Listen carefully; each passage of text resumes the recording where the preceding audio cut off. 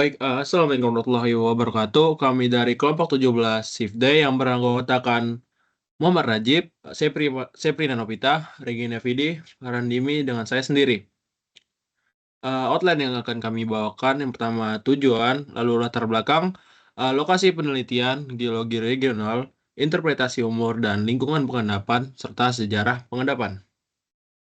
Yang bertujuan yang pertama menentukan umur interpretatif lokasi penelitian dari distribusi foraminifera yang berlokasi di Sungai Cipamingkes, lalu menentukan lingkungan pengendapan serta sejarah pengendapan lokasi penelitian dari distribusi foraminifera yang berlokasi di Sungai Cipamingkes.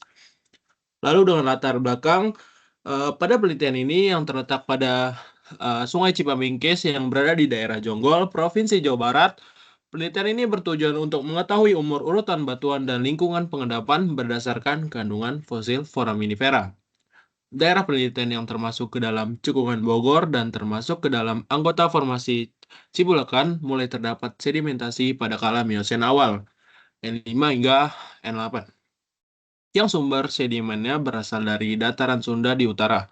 Proses sedimentasi yang berlangsung mengendapkan batu pasir kuarsa, batu gamping, dan napal. Lalu, digunakan fosil foraminifera planktonid untuk menentukan umur relatif dari suatu batuan.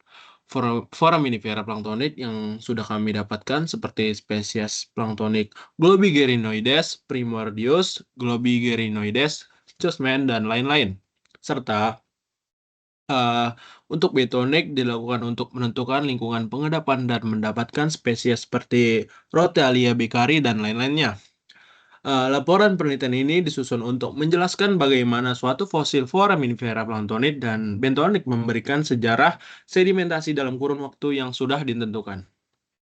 Lalu, lokasi penelitian ini yang berada di daerah penelitian yang terletak pada Sungai Cipamingkis, Desa Sukaresmi, Kecamatan Sukamakmur, Kabupaten Bogor, Jawa Barat, merupakan sungai yang melintasi cekungan Bogor dan menjadi bagian formasi Cibulakan.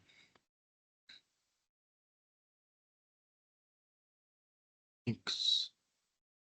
Daerah yang selanjutnya adalah geologi regional.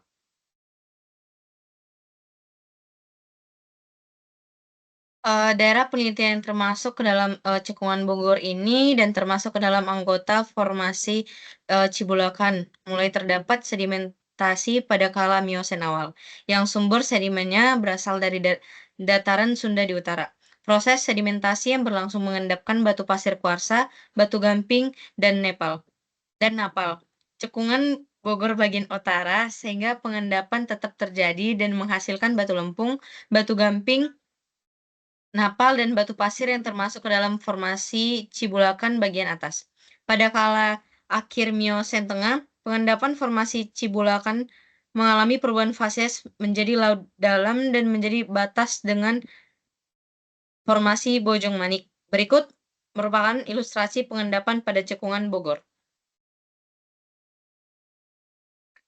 Geologi regional kawasan sungai ini dengan formasi Cibulakan melibatkan struktur sedimen dan lingkungan pengendapan yang mencirikan laut dangkal.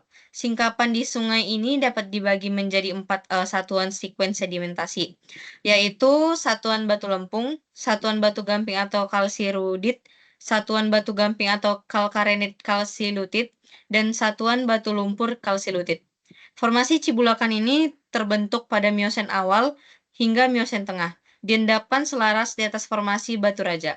Endapan formasi ini dicirikan dengan campuran karbonat klastika dan di bagian tengahnya di beberapa tempat berkembang batu gamping terumbu yang dikenal sebagai min karbonat. Pada formasi ini ditandai dengan adanya kontak dengan batu gamping formasi Paringi. Dan pada formasi ini terbagi menjadi 3, yaitu yang pertama ada anggota Cibulakan bawah yang tersusun oleh serpi karbonatan, batu pasir, serpi, dan batu bara, yang terbentuk pada lingkungan pluvial dengan ketebalan 40 hingga 600 meter. Anggota Cibulakan bawah ini merupakan ekuivalen dengan formasi talak akar. Yang kedua adalah anggota Cibulakan tengah, di mana tersusun oleh batuan gamping, terbentuk pada lingkungan laut dangkal dengan ketebalan 0 hingga 640 meter, yang termasuk dalam ekuivalen dengan formasi batu raja. Dan yang terakhir adalah anggota Cibulakan atas yang tersusun oleh batu pasir, serpi, dan batu gamping dengan ketebalan 0 hingga 1.600 meter dan merupakan hasil dari pembentukan pada lingkungan laut atau Middle Inner Neritic. Next. Oke, baik. Ini merupakan kenampakan PPS pada STA1. Jadi di sini kita menemukan batu lempung bawah atau batu lempung 1 dan kemudian ada sebagian singkapan yang tertutup oleh aliran air. Kemudian kita juga menemukan batu lempung 2, batu lempung 3 pada STA1 ini. Boleh next?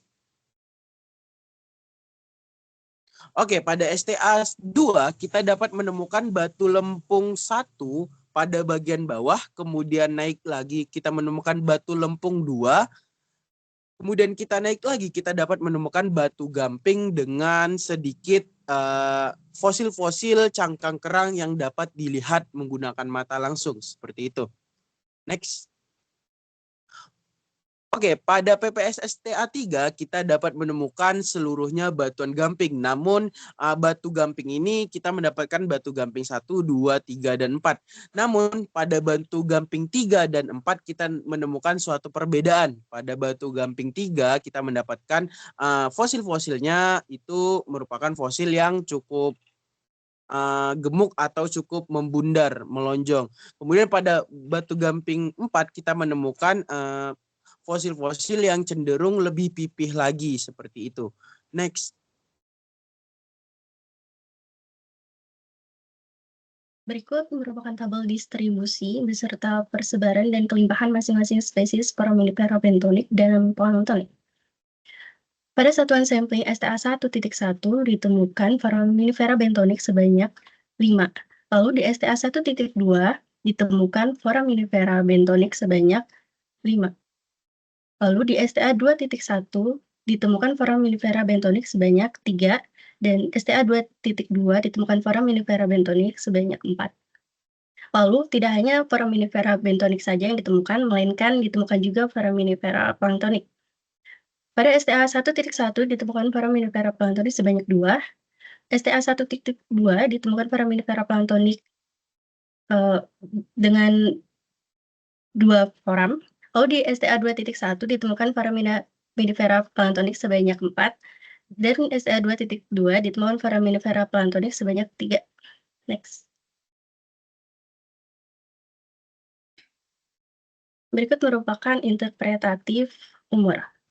Pada tabel di atas merupakan umur interpretatif masing-masing spesies Foraminifera planktonik. Ditemukan kelimpahan terbanyak, yaitu 2, oleh spesies Orbulina universa. Pada umur interpretatif Miosen awal hingga Pliosen akhir.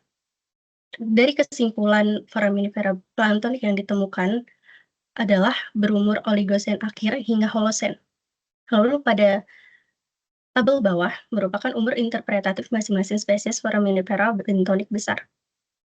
Berdasarkan kelimpahan terbanyak yaitu 2 didapatkan oleh spesies Nephrolepidina sp, yaitu dengan umur interpretatif Oligosen awal hingga Miosen akhir. Dari kesimpulan ini, umur interpretatif dari keseluruhan spesies merupakan Paleosen awal hingga Holosen. Next.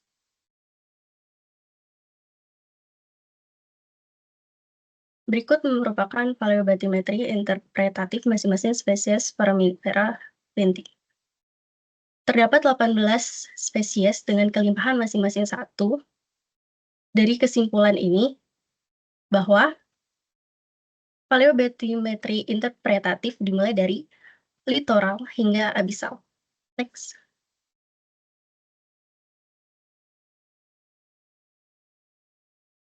Berikut merupakan hasil analisis mikropaleontologi yang telah kita lakukan. Yang pertama adalah Foraminifera bentonik. Berikut merupakan gambar-gambarnya. Next. Berikut merupakan Foraminifera planktonik. Next. Berikut merupakan Foraminifera besar. Next. Oke, baik. Kita masuk ke dalam sejarah pengendapan lokasi.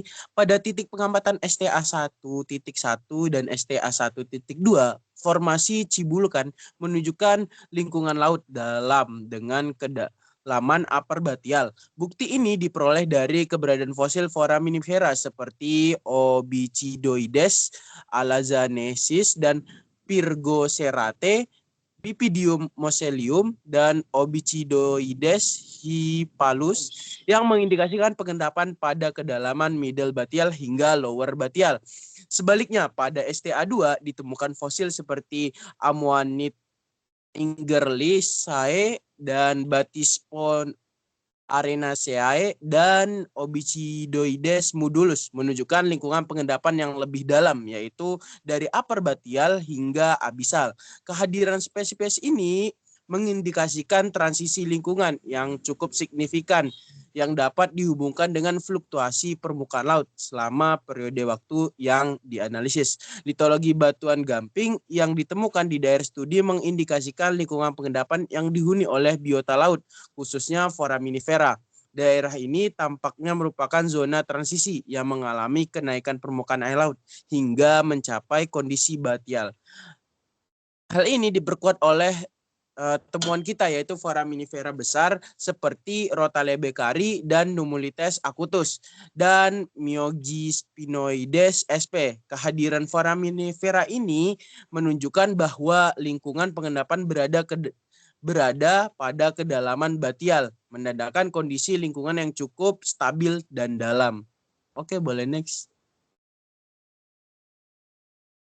Oke, jadi dari data-data yang kami ambil, dapat kami simpulkan bahwasannya hasil analisis mikropaleontologi di daerah studi ini menunjukkan bahwasannya kisaran umur batuannya adalah Miosen tengah hingga Pliosen tengah, dengan lingkungan pengendapan yang cukup bervariasi dari upper batial hingga abisal. Foraminifera planktonik digunakan untuk memperkirakan umur relatif, sementara foraminifera bentonik digunakan untuk mengindikasikan lingkungan pengendapan.